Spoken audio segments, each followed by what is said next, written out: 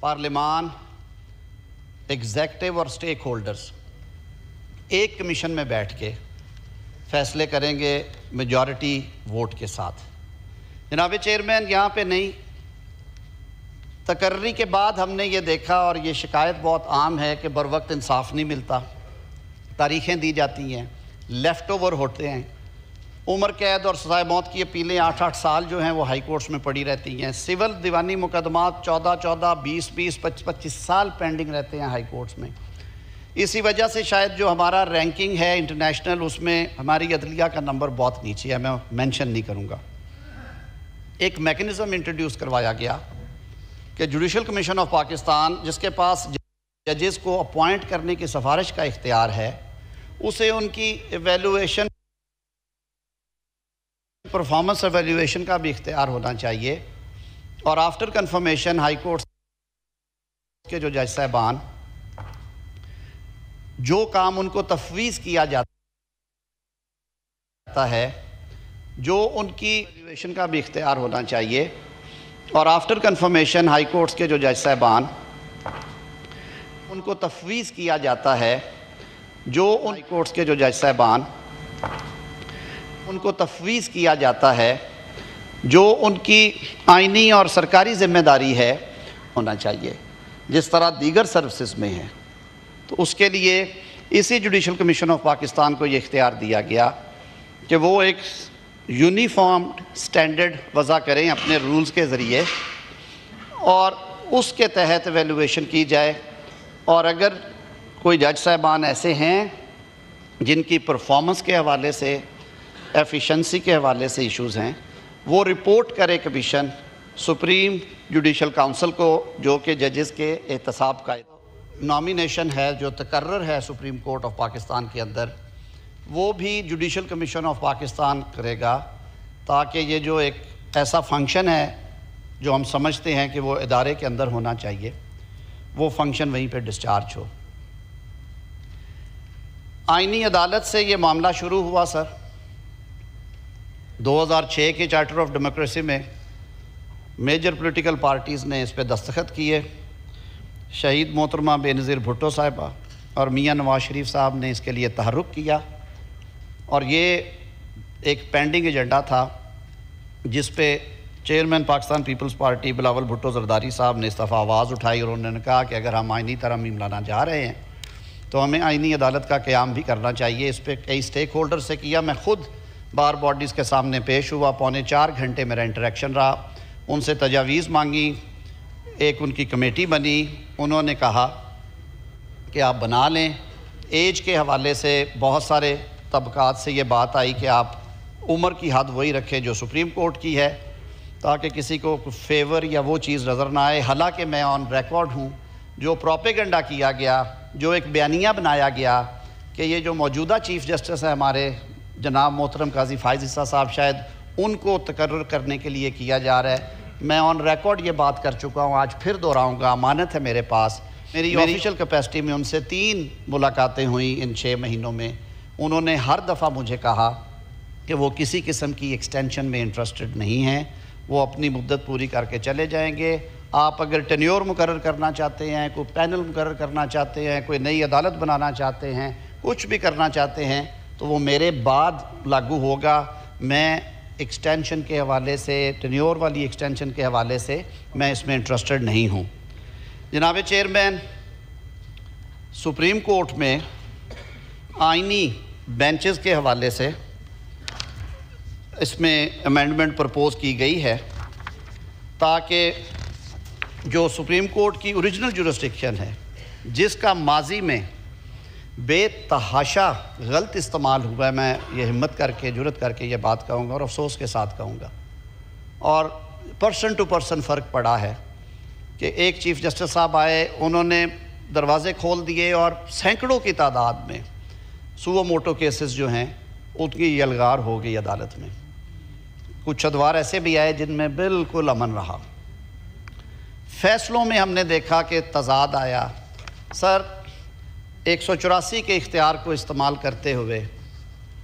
اور دیگر آئینی اختیارات استعمال کرتے ہوئے میں معذرت کے ساتھ یہ کہنے سے نہیں رکوں گا کہ ہماری عدالت عظمیٰ نے کروڑوں پاکستانیوں کے الیکٹڈ وزرائے اعظم کو گھر بھیجا۔ جناب چیئرمین، آپ خود اس کا شکار ہوئے۔ قائد مسلم لیگ نون میاں نواز شریف صاحب کو جس طرح سے بھجوایا گیا گھر، آئینی طریقہ آرٹیکل 95 میں ہے وزیر اعظم کو رخصت کرنے کا، اور ہم نے وہ اختیار کیا اور ووٹ کی طاقت سے وزیر اعظم تبدیل کیا ہم نے 2022 میں۔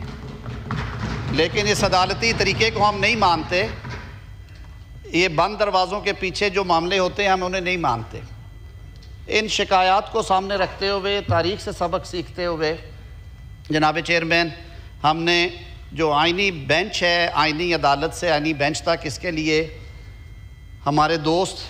کامران مرتضیٰ صاحب ابھی ہاؤس میں آ جاتے ہیں، وہ بہتر جانتے ہیں۔ انگیجمنٹ ہوئی بلاول بھٹو زرداری صاحب کی کراچی میں، اس کے بعد دوسری نشست ہوئی لاہور میں۔ میاں نواز شریف صاحب نے انوائٹ کیا سب کو، جس میں صدر پاکستان، وزیر اعظم پاکستان، دیگر زعماء بھی شریک تھے، اور یہ طے کیا گیا کہ آئینی عدالت کی بجائے عدالت کے اندر ہی آئینی بینچز تشکیل کر دیے جائیں۔ اور یہ تجویز اپوزیشن سے بھی آئی تھی، علی ظفر صاحب بیٹھے ہوئے ہیں، انہوں نے برملا کہا تھا کہ آئینی بینچز تشکیل دے دیے جائیں، ہمیں اعتراض نہیں ہوگا۔ ہم نے کنسنسس ڈیولپ کرنے کے لیے، اس میں خوبصورتی لانے کے لیے یہ بات بھی مانی، اور چیئرمین بلاول بھٹو اپنے اس مطالبے سے پیچھے ہٹتے نظر آئے، اور انہوں نے کہا اگر کنسنسس ہوتا ہے تو بسم اللہ، ہم ضرور کریں گے۔ تو آئینی بینچز کا قیام کیا جا رہا ہے، جو سپریم کورٹ کی اوریجنل جورسڈکشن ہے وہ ایکسرسائز کریں گے۔ 184 میں، 186 میں جو جورسڈکشن دی گئی ہے، جو ایڈوائزری ان نیچر ہے، جو ان کی اوریجنل جورسڈکشن ہے، جس میں یہ سو موٹو میں عام زبان میں کہہ رہا ہوں، وہ بھی آتے ہیں، اور اس کے ججز کی نامینیشن میں نے عرض کی وہ بھی جوڈیشل کمیشن آف پاکستان کرے گا تاکہ براڈ بیس کنسنسس ہو۔ چیف جسٹس آف پاکستان کی تقرری اور چیف جسٹس آف پاکستان کا میعاد عہدہ، ماضی میں سر ہم نے دیکھا کئی ایک دو ادوار ایسے آئے جہاں پہ چیف جسٹس صاحب کا میعاد تھی وہ 6 سال، 7 سال، 5 سال تھی۔ میں تفصیلات میں نہیں جاؤں گا، اس کے جو ثمرات ملے وہ ہم سب کے سامنے ہیں۔ تو اس میں یہ سجیسٹ کیا گیا ہے کہ چیف جسٹس آف پاکستان جس طرح باقی بہت سارے عہدے جو ہیں آئینی عہدوں سمیت، وہ ان کو اپر لیمٹ، اس میں اپر کیپنگ کر دی گئی ہے، میعاد سے جوڑ دیا گیا ہے۔ تو چیف جسٹس آف پاکستان کی جو میعاد ہوگی وہ 3 سال کے لیے ہوگی، تقرر ہوگا ان کا، اور تقرر ہوگا 3 سینئر موسٹ جج صاحبان جو اویلیبل ہوں گے سپریم کورٹ کے at the time of retirement of the outgoing chief justice, تو ان کو نکال کے جو 3 سینئر موسٹ ججز ہوں گے ان میں سے ایک لیے جائیں گے۔ یہ کیوں کیا گیا؟ جوڈیشل کمیشن آف پاکستان کے صوبائی چیپٹرز ڈال کے 1 سال یہ ایکسرسائز کی گئی کہ جو سینیورٹی کا پرنسپل ہے دیگر اور امور کے ساتھ ساتھ وہ کریں یا کچھ اور کریں۔ تو اس سامنے رکھتے ہوئے سر اس میں یہ طے کیا گیا کہ ہائی کورٹس میں پہلے 3 ججز میں سے ایک کا تقرر کیا جائے گا چیف جسٹس کے لیے، اور سپریم کورٹ کی اگر کوئی ویکینسی آتی ہے تو بھی 3 سینئر موسٹ میں سے کنسیڈریشن ہوگی، اور ہم نے اس کا عملی مظاہرہ کیا۔ لاہور کی اپوائنٹمنٹس فرسٹ 3 کے پرنسپل پہ ہوئیں۔ تو اس کو میں سمیٹتے ہوئے یہ عرض کروں گا کہ چیف جسٹس پاکستان کی تقرری بھی اب سینئر موسٹ کی بجائے 3 سینئر موسٹ کے درمیان ہوگی، اور اس کو تقرر وزیر اعظم صاحب نے یہ اختیار چھوڑا، یہ اختیار پارلیمان کو دیا، اور ایک 12 رکنی پارلیمانی کمیٹی تشکیل دی گئی جو پرپوز کی گئی ہے، جس میں اپوزیشن اور حکومت شامل ہے۔ وہی فارمولہ جو ہم پہلے کرتے ہیں، جیسے الیکشن کمیشن ہے، باقی جگہ ہیں، یہاں پہ ہم نے انہیں کہا کہ وہ متناسب نمائندگی کے تحت پارلیمانی لیڈران ان کو اپوائنٹ کر دیں گے، اور وہ 2/3 اکثریت سے، صرف اس وجہ سے کہ کنسنسس بیسڈ ڈیسیجنز ہوں، سمپل میجورٹی نہ ہو، سارے مل کے کریں ہم، تو وہ 12 رکنی کمیٹی جو ہے وہ 2/3 کے ساتھ چیف جسٹس کے نام پہ اتفاق کرے گی۔ پہلے نمبر پہ کرتے ہیں تو وزیر اعظم صاحب وہ سمری بھجوا دیں گے صدر صاحب کو، دوسرے نمبر پہ کرتے ہیں، تیسرے پہ جاتے ہیں، سو آن، تو وہ اس طرح سے ہو جائے گا۔ ایک بہت بڑا کام ہوا سر، ہمارا بہت بڑا چیلنج ہے انوائرمنٹ کا اس وقت۔ یہ میرے خیال میں ہم وہ جنریشن ہے، اگر ہم نے کچھ نہ کیا تو شاید یہ پلانٹ ہمیں معاف نہ کرے۔ سر اقوام متحدہ نے بھی کہا ہے کہ یہ اب اس کو ساری دنیا ایک ریڈ بٹن دبایا ہوا ہے، شہری رحمان صاحبہ بیٹھی ہیں، ان کی اور کچھ دیگر ساتھیوں کی اور اٹارنی جنرل صاحب کی تجویز تھی کہ یہ ویک اپ کال دینے کا ٹائم ہے اور ریاست کو جاگنا چاہیے۔ جناب چیئرمین 9A آرٹیکل کا اضافہ کیا گیا ہے اور یہ فنڈامنٹل رائٹ کے طور پہ اس کو اکنالج کیا گیا ہے کہ جو every person shall be entitled to a clean healthy and sustainable environment. یہ ایک بہت بڑا قدم ہے۔ اس کے بعد وفاقی اور صوبائی حکومتیں جو ہیں وہ آگے بڑھیں گی اور ہمیں امید ہے کہ ہم ان چیلنجز سے نمٹنے کے لیے اپنا کردار ادا کریں گے۔ جناب چیئرمین، اسی طرح صوبوں میں بھی کانسٹیٹیوشنل بینچز کی گنجائش پیدا کی گئی ہے ہائی کورٹس میں اور اسلام آباد ہائی کورٹ میں، اور اس کا بھی وہ سارا طریقہ کار اسی طرح دے دیا گیا ہے۔ ان کا تقرر بھی جوڈیشل کمیشن آف پاکستان کرے گا، لیکن صوبائی خود مختاری کو سامنے رکھتے ہوئے، حالانکہ یہ وفاق کا رائٹ ہے اس پہ انیکٹ کرنا، اسی لیے ہم کر رہے ہیں، صوبوں کو ہم نے کہا ہے کہ اگر آپ یہ طریقہ کار اپنانا چاہیں تو اس صوبے کی صوبائی اسمبلی ٹوٹل ممبرشپ کے 51% کے ساتھ، اور اسلام آباد ہائی کورٹ کے کیس میں جو پارلیمان ہے ہماری وہ 51 ووٹس کے ساتھ یہ ریزولوشن پاس کرے گی اور وہ طریقہ کار اپنا لیں گے۔ ہمارے JUI کے دوستوں نے اس میں ہم سے مشاورت کرنے کے بعد سینیٹر کامران مرتضیٰ صاحب نے 5 امینڈمنٹس آج داخل کرائی ہیں، جو کہ وہ ون آفٹر انادر پیش کریں گے اپنے نمبر پہ۔ جی نہیں سر، وہ کلاز بائی کلاز آئے گا نا، ہماری آپ کی تو ہے ہی نہیں سر۔ ہم نے ایک کنسنسس ڈیولپ کیا، ان 5 جو کلازز ہیں ان کے اوپر بھی ہمارا اتفاق رائے ہے۔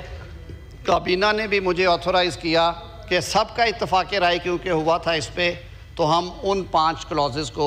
جن میں وفاقی شرعی عدالت کے حوالے سے ہے، اسلامی نظریاتی کونسل کے حوالے سے ہیں امینڈمنٹس، جو وہ پیچھے فیصلہ آیا اسلامی جو فیڈرل شریعت کورٹ کا، اس میں ربا کے حوالے سے، تو وہ کامران مرتضیٰ صاحب کی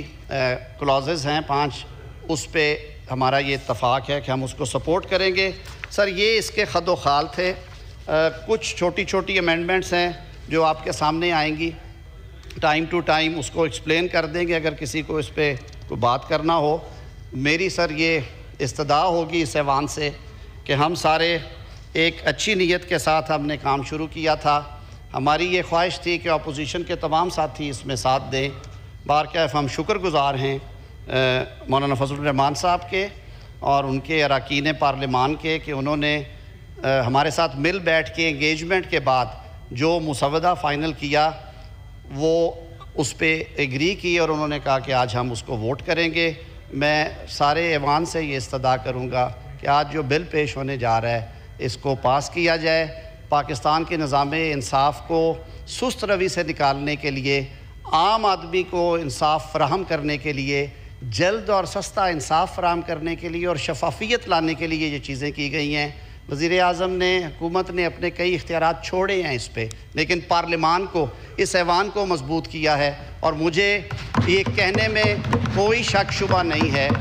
کہ فریمرز نے جب کانسٹیٹیوشن بنایا تھا تو آرٹیکل 239 میں ایک میکنزم دے دیا تھا کہ آئینی ترمیم 2/3 اکثریت سے ہوگی، اور اس میں یہ بھی لکھ دیا تھا کہ فار ریموول آف ڈاؤٹس ہم یہ کہہ دیتے ہیں کہ پارلیمان کے اختیار پہ کہ وہ کانسٹیٹیوشن میں کون سی ترمیم کر سکتی ہے یا کون سی نہیں کر سکتی کوئی قدغن نہیں ہے۔ یہ